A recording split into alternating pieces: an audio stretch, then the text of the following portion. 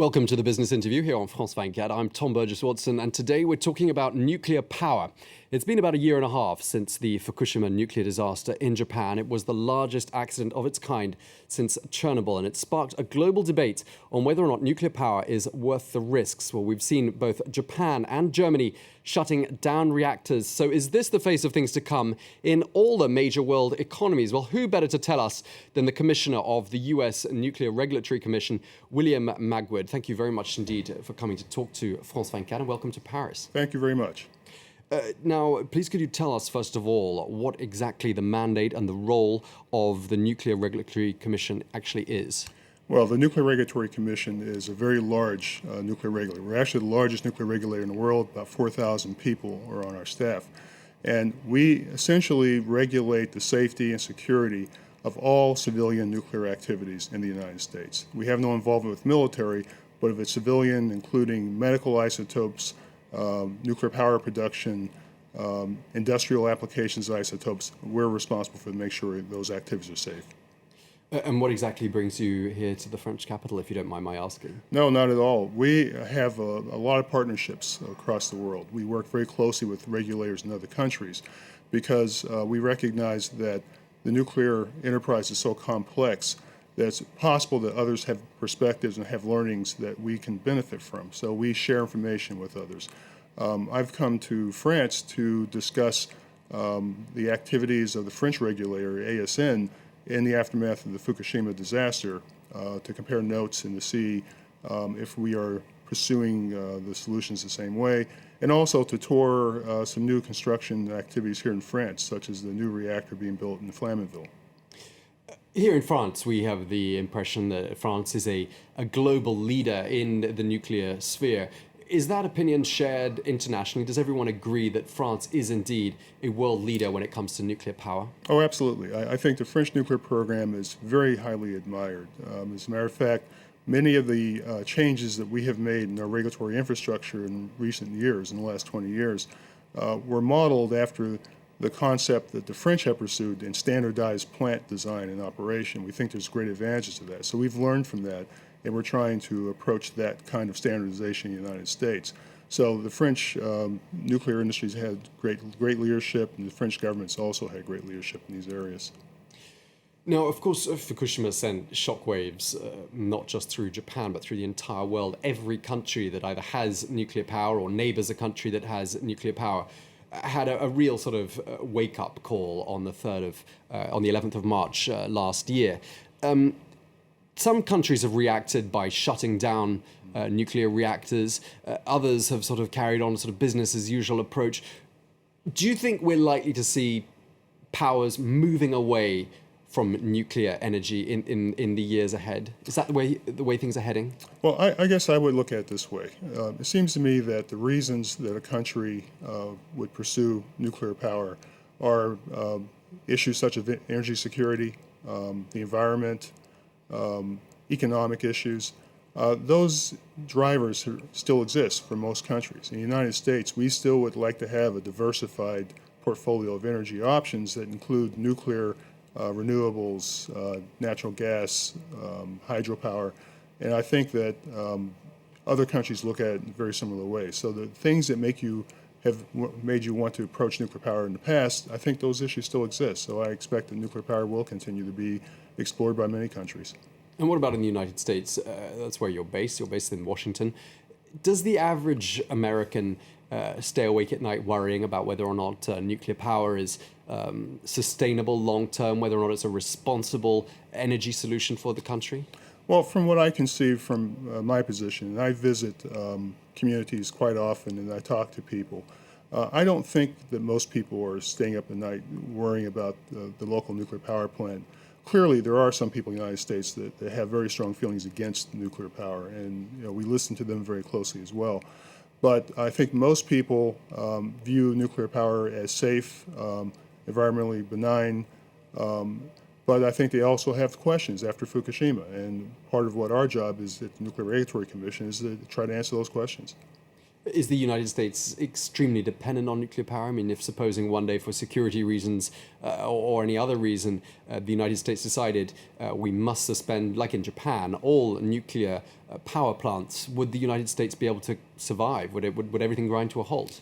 No, I don't think everything would grind to a halt. First, I have a hard time seeing that scenario develop. The U.S. is a very large, diverse country, and it's unlikely that there would be one issue that would cause us to want to shut down all of our nuclear power plants.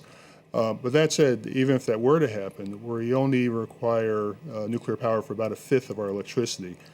So it could be replaced over time if necessary, but it would also be replaced at a cost, and it would lead to higher prices for energy in the United States. And I think this is a time we'd like to see the energy prices come down, not go up. And politically, in the build-up to the presidential election, it doesn't seem that nuclear power is really taking any particular place in the debate whatsoever. No, not at all. I think that energy itself, as a general matter, will have a big role in the presidential election, but not nuclear power. I don't think nuclear power is particularly controversial in the United States in most places. And I would not expect to see the candidates take strong positions one way or the other. I think both have spoken supportively of nuclear power. And but again, our job is to worry less about that and worry more about making sure the plants are safe. Now, you've been to Fukushima post 3/11, as it's called in Japan, that major disaster that took place there. After that visit, during which I'm assuming you drove through ghost towns in order to get to the site of the reactor, did you feel in any way that your opinion about nuclear power, having seen firsthand a disaster site, did you feel your opinion had shifted in any way? Well, I'll say that when I went through the areas, it's about a 12-mile radius around the Fukushima plant that's been evacuated. And when you drive through that area, and it takes quite a while to get to the plant site, you see these very, very nice neighborhoods and grocery stores and hardware stores and car dealerships, and everything looked very, very normal. And this is back in January of this year. The only thing wrong with that picture was there were no people. There was not one human being in that area, and that leaves an impact on you. And for me, it wasn't that it changed my view about nuclear technology, but it did reinforce what I already have, was a very, very strong personal responsibility to make sure that accidents like that never happen. And I walked away with a very, very strong impression that I was going to have to do everything I could to make sure that that the public was protected. And did the U.S. Nuclear Regulatory Commission have a role in advising the Japanese government and making suggestions as to how we could ever prevent any such thing happening again? We're very close to the Japanese government. There's very, very close ties within the Japanese government, and the U.S. government, Japanese industry, and U.S. industry. And both during the actual emergency and in the months after, we spent a lot of time talking with people in Japan and answering questions and giving advice. And one of the things we've been very active in doing in the last year is giving our input as Japan has reformulated its regulatory infrastructure. And they've moved away from a regulatory infrastructure that had an agency that reported up through the ministry that's responsible for industry to something that looks a lot more like the independent Nuclear Regulatory Commission we have in the United States. And we think that's a good thing. Now, we can't talk about nuclear power without mentioning Iran, which is constantly in the headlines.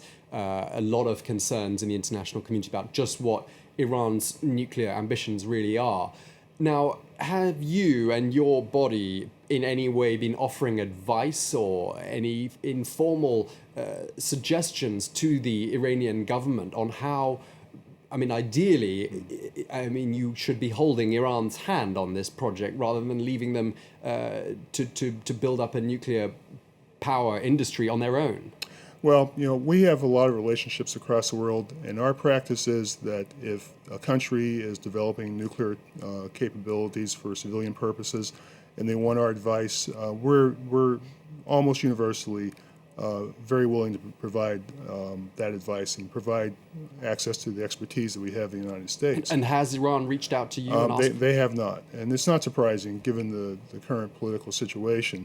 But my hope is that someday, we'll get past the current difficult time, and we'll be able to reach out and be of some assistance to the Iranian people. We have a lot of respect for the people of Iran, but right now it's impossible for us to have that outreach.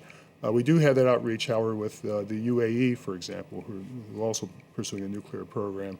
And we've had very, very good conversations with them, and we are cooperating with them.